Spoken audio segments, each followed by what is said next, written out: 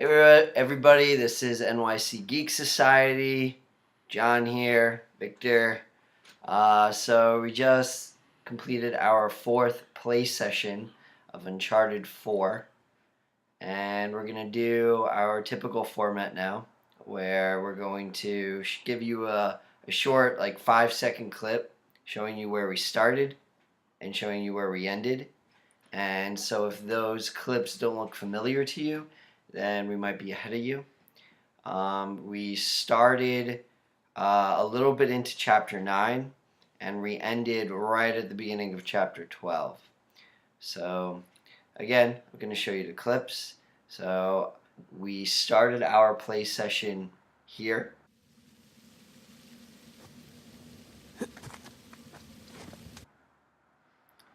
And we ended our play session here.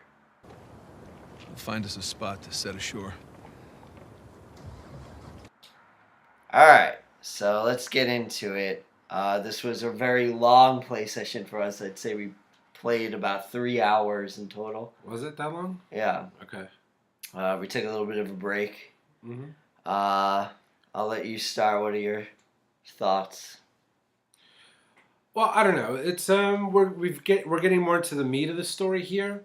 The combat now with the you notice that the combat became so frenetic here that you barely had time to mark your targets, and even when you did, it really didn't matter to the action because the action was so fast paced and so frenetic. Right. So again, the whole marking thing is kind of superfluous. Yeah. In this game. Yeah, I agree. It really didn't help. It didn't help you. I mean, it kind of helped you just a little bit where you were fighting them in the tower. But other than that, you really don't have time in a lot of the places to mark them. Yeah. Because once the shooting starts, it's on. Yeah. So it just wasn't necessary. I still say, as far as Uncharted is concerned, that was totally unnecessary. Yeah.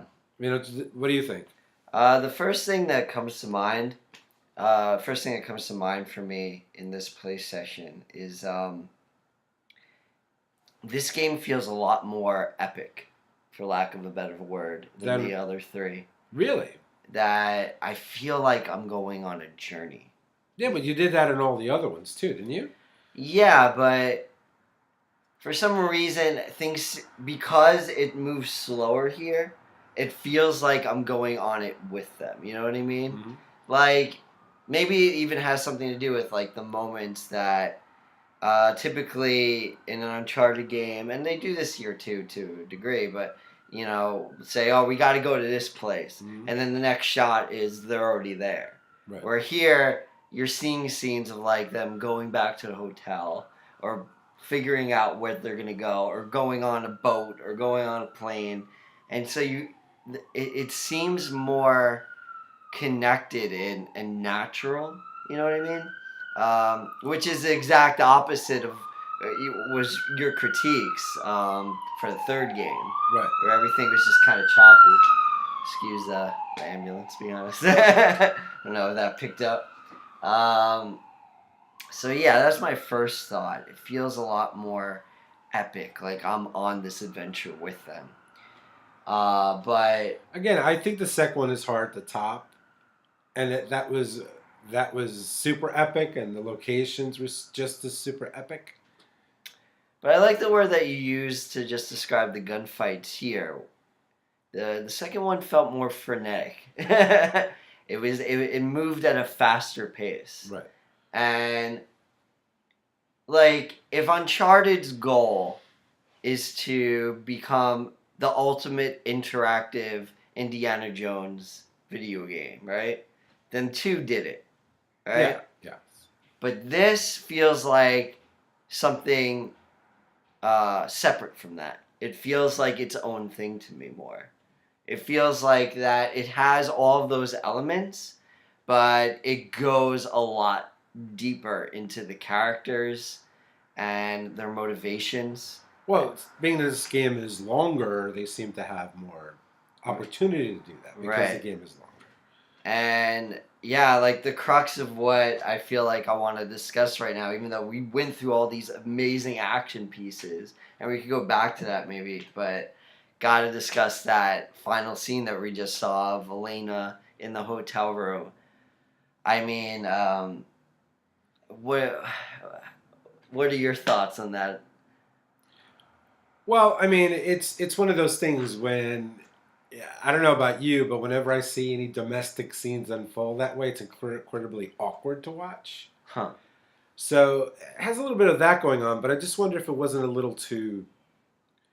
It just wasn't a little too soap opera. You know what I mean? I understand her. I understand her anger. I understand her reaction, but I think we've seen this played out many, many times before in other movies where the guy is so single purposed that he doesn't go after the girl. You know what I mean? And she's still there at the end of it. So I don't know if that was too typical for me. I thought. I mean, I thought it was acted very well. I mean, I thought the acting was fantastic in that scene. I just wish it ended a little more atypically. You know what I mean? You don't think it would be too even more cliche if he had gone after her? I felt because he didn't go after her, it felt more real. No, that's always what the hero does. He's so focused on his purpose, he doesn't go after the girl. And she's there at the end of it. I mean, Well, we to don't me, know. I think that's standard. Well, I guess we don't know for sure if she's going to be there or how they would get to that point. I want her to be there. I'm sure she will be. But yeah, my first reaction to it is this is the reason why Naughty Dog is designated as one of the video game companies that is really pushing the medium forward when it comes to character development and narrative and storytelling. This scene represents that to me. That number one, the animation and the way she looks like she's crying, you know, like yeah. I know that someone that's not as familiar with the history of video games and how we've gotten to this point in technology, they might not appreciate that as much. They might just watch that like you would watch a movie or a TV show. No, there were moist eyes there. And Yeah, there was a tear but on her cheek. to me, very well done. Yeah, to you and I that, we have a few years on us and we've seen this progression. Holy crap, that was incredible. I mean, that was incredible. I felt for her like I would actually viewing a live action real person. Well, that's where the awkwardness comes in. I mean, they did capture that because I felt awkward like I would seeing any real domestic situation like that unfold. Even if it was for something minor, which in our lives is going to be something minor. It's not going to be it's not going to be pirate treasure. But it had that awkwardness because the acting was good. I just felt so emotional for her. That boy, like first of all, it was everything that she said is what I said at the beginning. That if he dies, she's not gonna know about it. Like that's such a big deal that she didn't. We find out that he even had a brother. Like, how would you feel if the person that you're married to laid all that on you? And that, yeah, she pointed out this wasn't just a lie. He's been lying to her for weeks. Mm-hmm. Like, oh my God. I felt that. I felt her hurt, And that's just incredible. Well, that's the acting. The acting is very good.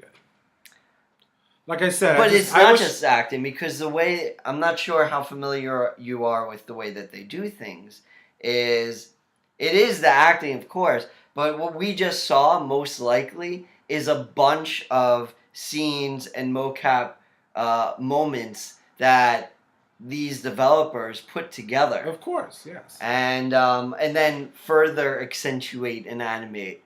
So... And that's where acting becomes more of a point, because the actors are acting to nothing. So that's why it becomes more of an achievement. Right, but what's interesting here is that they'll take moments from one time that they did that scene and moments from Well, another yeah, time, that's and called they'll mix it it's called together. multiple takes, just like they do in any TV show or in movies when they do multiple takes, or they'll do a close up of one person while another person just reads the lines, not necessarily the same actor. But they could do it so um, the minutia, like even the way That's someone raises their arm, they could mix that arm movement with a seperate time where they move their oh yeah, shoulder a sure, different way. sure. You I know what I mean, mean? yeah, That's what I'm saying.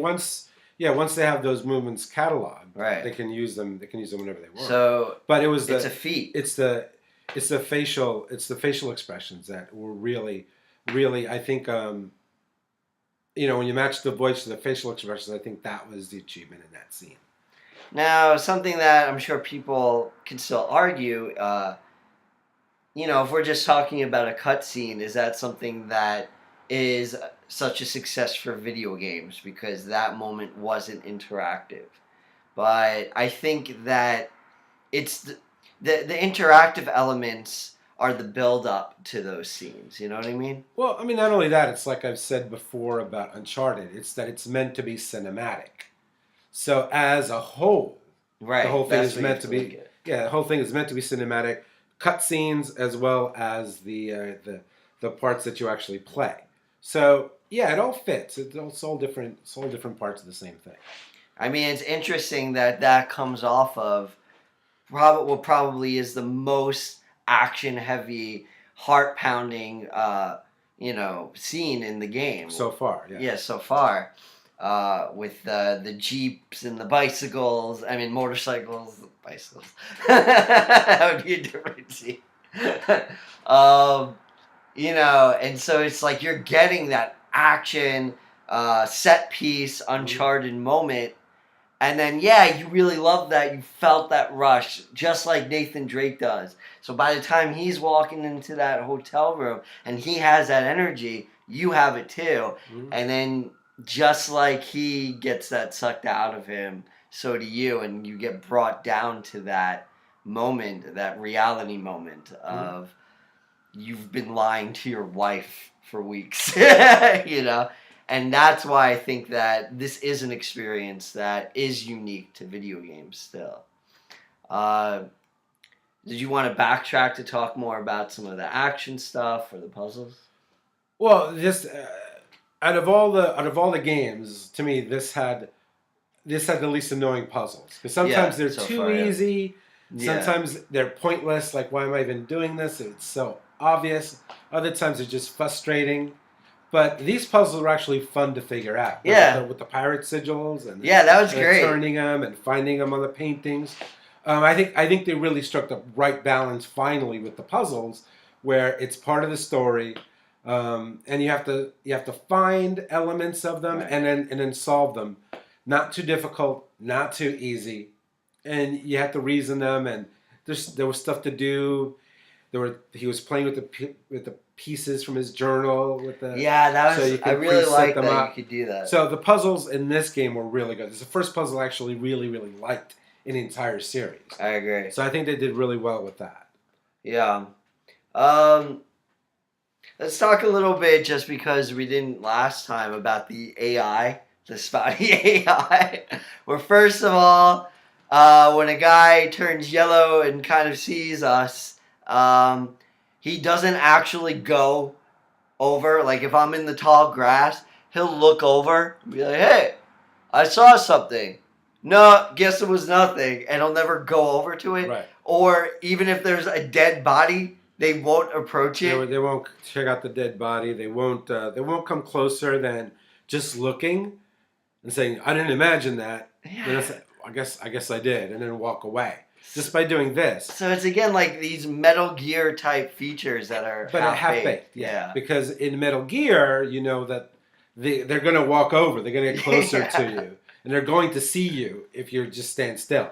So bizarre. But who knows? Maybe that was just stuff that they didn't have enough time to develop. I don't know. I mean, this game was delayed enough times where you would think that they would have. But again, we're just nitpicking here. I mean, as an overall experience, this is pretty incredible still. But in the car chase, I mean, that was great when you hit the motorcycle and the guy ends up on the hood. Yeah, that was incredible. Then you actually have to punch him. Yeah. That felt And that happened twice. So much like an action movie, you know. Mm-hmm. That was incredible. And I do like the callbacks in this game. There was the Howard Lloyd hanging off the clock. Right. That was a callback to Howard Lloyd and references. The Yakima Canuck stunt that they did in Raiders with the whip. In this case, it was the rope on the moving on the moving truck, and you got to pull yourself right. And that was Yakima Canuck did that in was it Stagecoach, I think, where he goes underneath the wagon during the when the Indians are attacking. So I mean, there's all these callbacks to this game to like these action stunts, older stunts that are from movies, which I think is great. I love when that happens. Yeah, I would just like to end it with, man, Sully is the voice of reason here. You know, he say, "What are you doing, kid? Go after her," and Nate's just standing there. And notice that Sam was dead silent the whole time. Shit, man. Well, he was us in that point. And yeah. We were, he was in an awkward position. But it was so emotional, and I wonder how. I mean, again, we have to predict that she will come around, but how will she? After that, that's a big deal. Yeah, we'll see. Well, Sully will talk to her.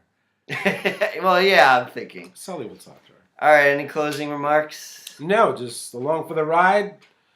Hope it keeps going. The few things that I have problems with are don't ruin the game. No. They keep it from me I might not give it a 10 because of that. Right. Because if the second game is a 10, this is still not a 10 yet. Right. You know what I mean? And I don't know if it'll ever be because of those half-baked elements we've been talking about. All right, this is NYC Geek Society, signing off. Like, share, subscribe, tell your friends, tell yourself, tell your mother, tell your father.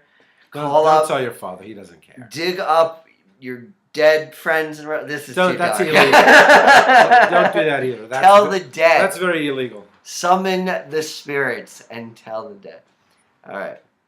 Talk to you guys later.